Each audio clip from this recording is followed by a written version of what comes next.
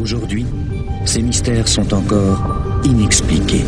C'est surprenant, c'est mystérieux. Et c'est à ce moment-là qu'un bruit très étrange va être enregistré. Les clés du mystère sur Sud Radio. Des propriétaires de maisons qui voient des choses et entendent des voix.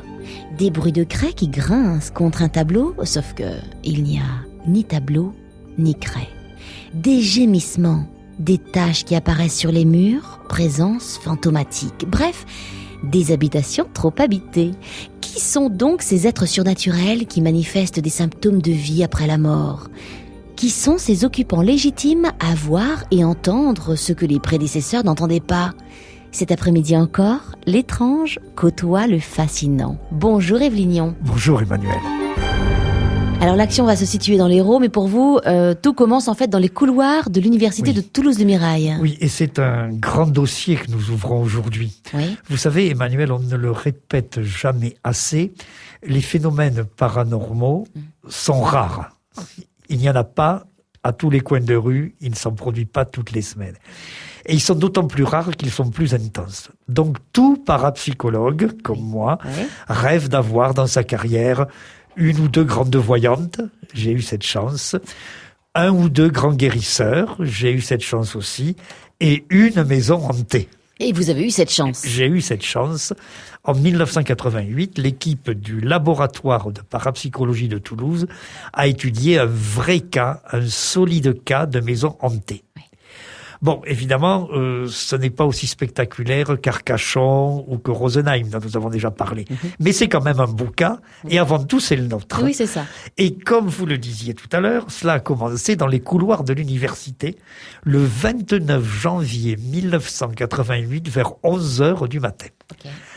Alors, l'université du Mirail, celle où j'enseignais, c'est un endroit un peu compliqué. On s'y perd facilement. Et on s'y perdait encore plus facilement à l'époque, parce qu'il n'y avait pas de plan à l'entrée. Et donc, ce matin-là, il y a des gens qui ont vu un gendarme, présence bizarre et inhabituelle, dans les couloirs, et un gendarme qui me cherchait. Alors, certains... se sont inquiétés. Non, quelques-uns. Mais nombre d'autres ont été au bord de la rupture d'anévrisme. Ah, carrément. Et dit, ça y est, enfin, on l'embarque. Ce fou dingue. On débarrasse l'université de cette honte. Bon. Eh bien non, ce gendarme me cherchait parce qu'il avait besoin de moi. Il arrivait jusqu'à moi par la voie hiérarchique et gendarmesque, qui est un peu compliquée. Et une brigade de l'Hérault avait transmis une demande. Il faut à tout prix trouver l'équipe d'Yves Lignot. Parce que dans un petit village de l'Hérault, qui se nomme Vailloquès, eh bien, selon la terminologie administrative, je l'ai lu sur le texte qui m'a été tendu par le gendarme quand il a eu réussi à me trouver. Il était presque midi, le pauvre homme. Et donc, j'ai lu, dans une maison du village de Vailloquès, se produisent depuis les premiers jours du mois de novembre des manifestations sonores inhabituelles. Ça, c'est du langage de gendarme. Et donc, cela faisait 3 mois que la brigade locale enquêtait. Bien entendu, on avait recherché le farceur, pour commencer. Et puis, vous savez que dans ces histoires de maisons hantées, de coups, de bombardements d'objets, les gendarmes cherchent d'abord le farceur. Parce que les gendarmes, ils n'aiment pas être pris pour les victimes de bonnes blagues. Et donc, 3 mois, on n'avait rien trouvé. Donc, et les bruits continuaient, bien sûr. Les bruits continuaient. Bon, je vais vous les décrire tout à l'heure. Qu'est-ce qui se passait? Les bruits continuaient. Et donc, on appelait le laboratoire de parapsychologie de Toulouse le seul de France. Aussitôt, exactement comme dans une caserne de pompiers, une sonnerie, mais celle-là, elle était virtuelle, s'applique à sonner. Tout le monde sur le pont. Une maison à Vailloquès, dans l'Hérault, connaît des phénomènes étranges avec des bruits venus d'on ne sait où, dixit la gendarmerie qui enquête depuis 3 mois. Nous sommes en 88, Yves Lignot, et en plein hiver, en janvier. Le 29 janvier. Et donc, la gendarmerie nous contacte. En fin de matinée, nous démarrons notre enquête en début d'après-midi. Et nous avons une politique assez systématique. dans ce cas-là, quand on nous rapporte des témoignages, disons, conséquents, d'abord l'enquête par téléphone, pour bien mettre à plat les informations disponibles, et puis ensuite, éventuellement, on se déplace. C'est donc mon ami Marc, à l'époque, qui prend le téléphone et qui commence par appeler les gendarmes, et qui leur dit: écoutez, sur le procès-verbal, nous avons lu manifestation sonore inhabituelle, pouvez-vous préciser? Et là, le responsable de la brigade lui répond: il s'agit d'une suite de coups, puissants et sourds. Quelquefois 2 ou 3. Quelquefois plusieurs dizaines. Waouh. Quasi quotidiens et systématiquement nocturnes. D'accord. Bon, vous imaginez déjà le spectacle sonore. Et cet officier de gendarmerie nous donne d'autres informations extrêmement intéressantes. Il nous dit par exemple, à Vaillocès, l'agence postale n'est ouverte que 3 jours par semaine. Et alors ? Il y a donc une employée des postes qui vient et qui pendant 3 jours loge à Vaillocès. D'accord. Et cette employée a entendu les coups alors qu'elle n'était pas du village et que personne ne lui en avait parlé. Okay. Donc, ce type de témoignage prouve bien que les coups ont une réalité objective, que c'est pas des gens dans une maison qui se racontent des histoires. Oui, bon. et d'autres personnes qui semblent entendre et Bien donc qui disent sûr, entendre. les gendarmes y étaient allés y passer la nuit. Bon, les gendarmes ne sont pas sujets à des hallucinations, mais le témoignage de la postière est très fort. D'accord. Parce que quand vous venez et qu'on vous dit vous allez entendre des coups, il peut y avoir un petit conditionnement et votre imagination qui joue. Surtout qu'il faut attendre très tard dans la nuit, au moment où la fatigue se fait sentir. Mais cette employée des postes, elle ne savait rien. C'est au matin qu'elle est allée voir les voisins en disant « Qu'est-ce que vous avez fait ?» Très bien. Cette nuit, vers 3 heures, ça cognait, c'était boum, c'était boum, c'était boum. Les gendarmes nous donnent une autre information. Et donc l'officier de gendarmerie dit: et puis, si je me suis résolu à vous appeler, vous, l'équipe de Toulouse, c'est parce qu'on a cherché tous azimuts. Et dans la nuit du 14 au 15 janvier, il y a un spécialiste de géologie minière qui est resté sur place. Et il est sorti au petit matin, il a sans doute demandé un café, en disant que le bruit se produisait entre 3 et 10 mètres sur terre, mais qu'il n'était pas naturel. Très bien. Et donc, nous dit le gendarme, c'est à ce moment-là que j'ai décidé de vous appeler. Très bien. Donc, nous avions ces informations le 29 janvier vers 17h, un vendredi. Ben, qu'est-ce qu'il nous restait à faire? Nous déplacer dès le lendemain. On avait vraiment suffisamment de grains à moudre. Et ça tombait très bien, parce que le lendemain, c'est un samedi. Et donc, comme il y a des bénévoles au laboratoire, étaient disponibles. Nous avons fait exactement comme les pompiers. Vous savez, qui envoient d'abord le fourgon de premier secours avant d'envoyer la grande échelle. Ouais. Dès le samedi, nous avons envoyé le fourgon de premier secours, c'est-à-dire une équipe de 4. Dont j'avais pris la direction, gaillardement. De 4 scientifiques. De 4 scientifiques, c'était ma première grande, vraie maison hantée. Donc il n'était pas question que je leur dise « Allez-y les gars, et vous me raconterez ce soir ». Donc le samedi, vers 10h, en route, direction de l'Hérault. 2h30 de voiture. Paranormal, phénomènes étranges, histoires fantastiques, les clés du mystère, sur Sud Radio. Allez, on est 2h30 plus tard. Vous avez fait de la route avec vos 3 scientifiques donc attachés au laboratoire de parapsychologie de Toulouse. Vous partez dans l'Hérault, dans cette maison hantée à Vaillocès. Enfin, dans cette maison supposée hantée. Bien sûr. Restons calmes sur les hypothèses. Oui. Pas de dérapage aventureux. On ne s'affole pas. On nous a parlé de manifestations sonores inhabituelles. Oui. Et notre première enquête, effectuée par téléphone, nous y avons consacré une demi-journée, nous a amené à penser que cela valait la peine de se déplacer. Et quand nous arrivons à Vaillocès, qui trouvons-nous? Une maison et ses habitants. Oui. Alors, qui sont-ils? Alors, la famille, ce sont 3 personnes, le père, la mère et un fils. Le fils a entre 20 et 25 ans. Les parents ont une 50aine d'années. Lui, nous retrouvons un peu l'université avec le monsieur B. Pourquoi? Parce Il est que prof il a un emploi administratif à la faculté de médecine à Montpellier. D'accord. Et elle est employée par la municipalité de la commune. Bon, tout le monde, c'est un ménage qui a l'air bien tranquille, une famille qui a l'air bien tranquille. Simplement, le fils a déclaré qu'il ne voulait pas être là quand nous venions. Qu'il préférait aller faire la fête. On lui a dit quand même, tu pourrais rester. Il y a des scientifiques qui se déplacent exprès pour essayer de résoudre notre problème de boum, boum, boum. Non, il est parti.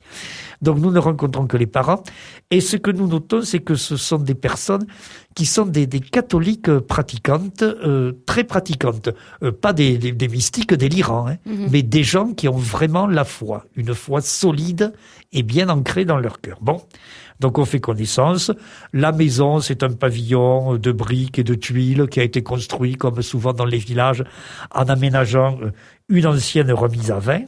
Il y a un jardin, il y a un puits, tout est très bien entretenu. Ouais, et ça fait longtemps qu'ils habitent là? Ça fait 7 ans qu'ils habitent là. Ils nous servent donc, comme nous arrivons en fin d'après-midi, un repas de charcutaille. Vous voyez, très menu, bien. etc. On vous accueille bien. Et puis, nous allons un peu, nous les questionnons, nous écoutons le récit que nous connaissions déjà, puisque les habitants de la maison l'avaient fait aux gendarmes, et tout se passe très bien. Et donc, nous allons nous livrer à certains tests.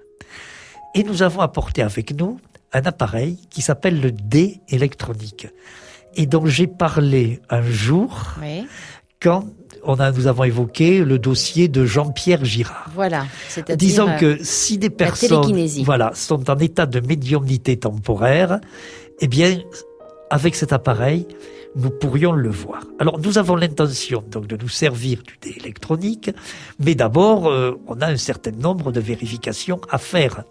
Les gendarmes nous ont donné une liste conséquente d'une 15aine d'hypothèses qu'ils ont étudiées et écartées. Mais nous en avons d'autres hypothèses à ajouter sur cette liste. Et en particulier, je peux bien le dire, quand nous sommes arrivés, nous pensions qu'il n'y avait rien de paranormal. Nous avions une idée extrêmement précise. De ce qui pouvait être ce bruit. bruit. De la cause des bruits. Et donc, nous avons fait un test très simple que connaissent tous les parapsychologues et qui permettait de tester cette nouvelle hypothèse que nous apportions. Nous avons mis sur le sol de la salle de séjour, au milieu, 4 verres disposés en carré et se touchant par le bord. Pourquoi faire? Nous les avons mis. D'accord. Et nous avons attendu. Nous savions qu'il nous fallait attendre 1 heure dans le plus grand silence. Pourquoi le silence? Parce que si les verres tintaient, nous avions trouvé l'explication. Nous sommes dans l'Hérault, nous sommes dans une maison supposée hantée, nous sommes à Vaillocès. Les gendarmes parlent d'une manifestation sonore inhabituelle, d'une suite de coups puissants et courts, quasi quotidiens, et systématiquement nocturnes. Des bruits constatés par une postière intérimaire qui, sans avoir connu ces phénomènes, dit les avoir entendus.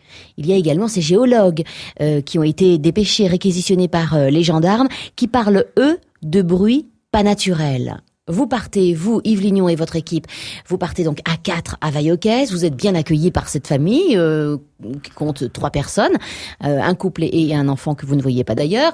Vous êtes bien accueillis avec la charcuterie et compagnie, vous faites le premier test, c'est-à-dire, alors prendre 4 verres, c'est ça, les regrouper en fait au centre de la table. Dans de la pièce, sur le sol. Sur le sol, il faut que les 4 verres... Les bords se touchent. Se touchent, oui c'est ça, donc ils sont tout ramassés. Quoi. Voilà. Et là, vous faites silence, vous ne mangez plus de la charcuterie. Ah non, c'était fini. Mais enfin, écoutez, Emmanuel, vous me semblez confondre par moment nos préoccupations matérielles et nos préoccupations de chercheurs. Okay. Certes, il était nécessaire de s'alimenter, mais nous n'avons pas bafré toute la nuit. Oh zut. Bon, alors donc, vous faites silence pendant 1 heure. Les verres sont là, nous attendons 1 heure. Nous sommes 6 personnes dans la pièce, les 4 de l'équipe de Toulouse, plus le couple. Père et la mère. Et donc, nous attendons. À l'affût, à la guet, les verres vont-ils teintée. Mais là, on est en pleine journée. Non, nous sommes arrivés en fin d'après-midi. Et donc, il est quelle heure? Nous avons pris le repas du soir, il est donc 21h, 22h. Mais les bruits nocturnes, c'est à partir de quelle heure alors? On n'a encore rien entendu. On n'a pas entendu boum, boum, boum. Nous faisons des tests. Le laboratoire de parapsychologie de Toulouse est une maison sérieuse. Mais bien sûr. Bon. Mais moi aussi, c'est pour ça que je veux savoir l'heure. Il me l'heure. semble que des fois, il faille vous le rappeler. Bon, donc une heure passe. Alors il va être 23h. Ouais. Et les verres n'ont pas teinté. Donc cette hypothèse que nous avions amenée avec nous, dont nous étions si fiers, elle est bonne pour rejoindre les autres à la poubelle. Non, ce n'est pas les coups qui se produisent plus tard dans la nuit, ne sont pas dus à l'effet parasite du radar de la base militaire de Nîmes. D'accord, ok, ça c'est écarté. Oui, mais nous étions venus avec cette idée en tête Bien véritablement. sûr. Et donc, le test des verres est un test très classique en parapsychologie. Il permet de savoir si une maison se trouve par intervalle sur le passage du rayon du radar. D'accord. Donc, si ça avait vibré, oui, c'est le radar, c'était plié. Et il nous restait, à ce moment-là, on devait approcher de 23h, environ 1 heure avant l'heure approximative de déclenchement des coups. Puisque nous avions quand même eu le temps de faire des calculs statistiques à partir du rapport de gendarmerie et d'arriver avec un intervalle de temps dans lequel se produisaient les coups. Okay. Nous savions que ça ne commençait pas avant minuit, nous savions que ça ne finissait pas après 3 heures. Et vous allez voir que par la suite, nous avons fait mieux. Donc, il nous restait 1 heure. Nous avons sorti le dé électronique. Et nous avons testé 4 personnes. Les 2 habitants de la maison, monsieur et madame B. Et à titre de témoin, nous avons fait venir 2 voisins. Or, 3 tests ont été négatifs. Le 4e, celui de monsieur B, était positif. C'est-à-dire qu'il avait un peu de fluide? Vous pouvez parler du fluide, vous pouvez parler de magnétisme, vous pouvez mettre les mots que vous voulez pour désigner cet inconnu, mais en tout cas, en présence de monsieur B, le dé électronique se déréglait. Légèrement. Aucune comparaison avec ce qui s'était produit quand j'avais utilisé cet appareil pour tester Jean-Pierre Girard. C'était beaucoup plus faible, mais statistiquement, c'était visible. Donc, monsieur B était en quelque sorte en situation de médiumnité. Même peut-être était-ce temporaire, ça avait dû commencer au mois de novembre, ça finirait peut-être plus tard, mais il était en situation de médiumnité. Faible quand même. Oui, faible, mais nous pouvions vraiment nous mettre à penser parapsychologie. Et puis ça va continuer bien sûr votre enquête et la suite dans les clés du mystère dans un instant. Sud Radio, les clés du mystère. Monsieur B semble avoir un peu de magnétisme et donc faire preuve peut-être de médiumnité. Mais est-ce que ça veut dire que c'est lui, finalement, qui est à l'origine de ces phénomènes étranges? Nous sommes pas très loin de Montpellier, nous sommes à Vaillocès, dans l'Hérault, donc toujours dans cette maison supposée hantée avec vous, Yves Lignon, et 3 autres scientifiques. Dans la nuit du 30 au 31 janvier 1988. Et là, il est pas tout à fait minuit. Oui, les 12 coups vont sonner. Et c'est pour ça que nous n'avons pas les yeux qui se ferment. Parce que nous avons écarté l'hypothèse du radar. Nous avons fait un test avec le dé électronique et constaté qu'il était, si j'ose m'exprimer, parapsychologiquement significatif avec une personne. Et nous savons aussi que va s'ouvrir l'intervalle de temps pendant lequel on entend les coups. Il n'est donc pas du tout question de replier nos appareils et de dire, écoutez, il est tard et on a de la route. Au contraire, nous sortons les chronomètres. Nous installons le magnétophone, qui malheureusement n'était qu'un magnétophone du commerce, parce que nous n'avions pas d'autres moyens. Nous n'avons pas pu faire un enregistrement sophistiqué et nous attendons. Nous voulons entendre les coups. Et les coups, ils viennent. Ils sont 4. Notre chronomètre est certainement de meilleure qualité que le magnétophone. Les coups, nous les entendons à 23h47, 23h50, 23h51 et 23h53. À chaque fois 4 coups. Non, 4 coups en tout. Boum. Et c'est tout. Voilà, nous pouvons repartir.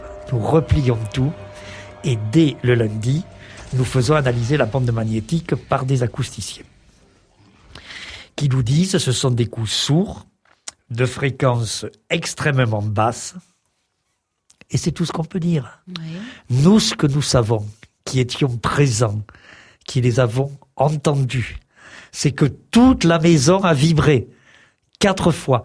Et je vous assure, Emmanuel, que cette vibration de la maison, c'était infiniment plus impressionnant que le son lui-même. Oui.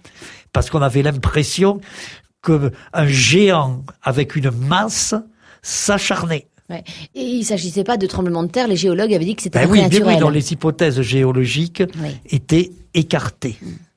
Et donc nous sommes revenus à Toulouse avec ces 4 coups en nous disant, nous avons entendu le gong de l'enfer. Waouh.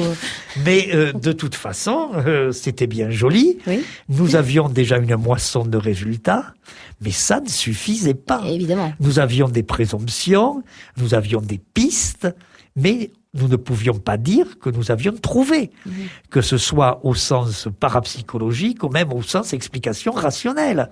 Nous n'avions pas d'explication du tout sur le moment.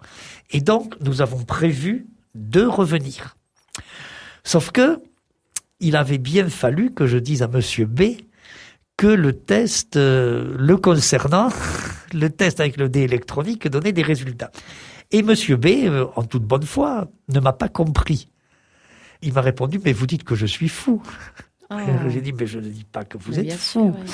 Je dis simplement qu'il y a un test qui donne avec vous les résultats qu'il ne donne pas avec votre épouse ou qu'il donne avec vos voisins que nous avons invités à nous rejoindre justement pour nous s'amuser avec cet appareil électronique. Mais il l'a pris comme déclarant qu'il n'était pas normal, il n'était pas comme tout le monde, etc. Et alors évidemment, pendant que nous repartions sur Toulouse et que nous nous préparions à revenir, nous ne savions pas quand, il fallait faire le point, il fallait peut-être trouver notre appareillage. Sur place à Vaillocès, la situation a dégénéré rapidement. Oh là là, Yves Lignon, vous avez fini le dernier module en disant que la situation dégénérait rapidement. Ça veut dire quoi? Ça veut dire qu'on est passé de un coup comme ça, nocturne, à quoi? Ben non, pas davantage de coups, ça a continué. Oui. C'est à un autre niveau qu'elle a dégénéré la situation. C'est Alors. sociologiquement, si j'ose être pédant. D'accord. Puisqu'en effet, Oui. il faut bien le dire, ces coups, on en entendait parler quand même depuis 3 mois. Il y avait des fuites. Les gendarmes nous en avaient prévenus. Et j'avoue que, c'est de ma faute, moi, tout préoccupé par mon enquête scientifique, je n'ai pas prêté attention aux fuites. Mais évidemment, il y a des gens dans le village qui ont remarqué qu'il y avait du remue-ménage. Donc, qui ont téléphoné à des journalistes. Ouais. Et bref, sans le vouloir, on s'est retrouvés dans les journaux de 13 heures à la télévision. Ouais. Et donc, ça tournait vraiment très mal. Monsieur B donnait des conférences de presse en disant les scientifiques de Toulouse m'ont traité de fou. Bon. Oh, mince. Mais ça- Et en même temps, il voulait que nous revenions. Mais il voulait aussi faire appel à un exorciste. Alors je lui ai dit, mon pauvre monsieur, c'est l'exorciste ou c'est nous?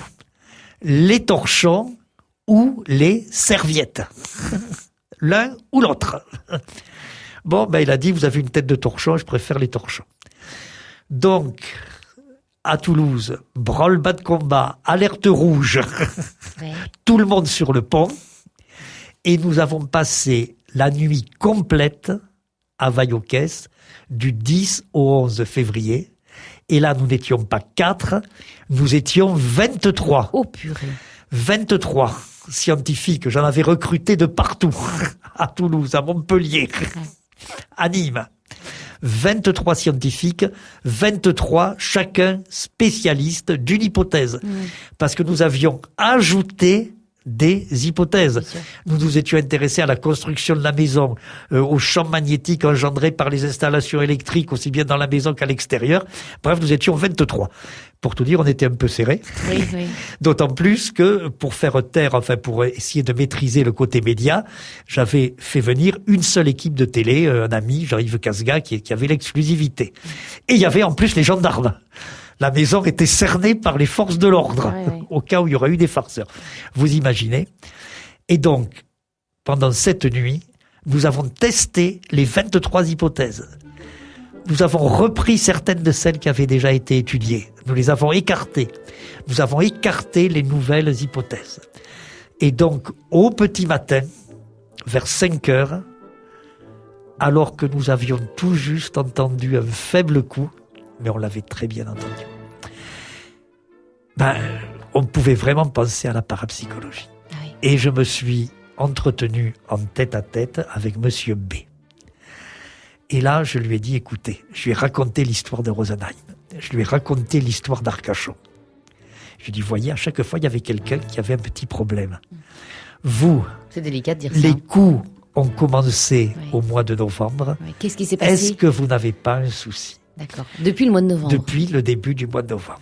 Et tout tranquillement, apaisé, il m'a dit, effectivement, puisque vous me le dites, j'y pense. Au mois de novembre, il s'est passé une affaire. Une affaire que je ne raconterai pas. C'est la vie privée et la conscience et le secret professionnel. Mais quelque chose de simple, de banal, qui le tracassait. Mais qui lui avait pris la tête. Voilà.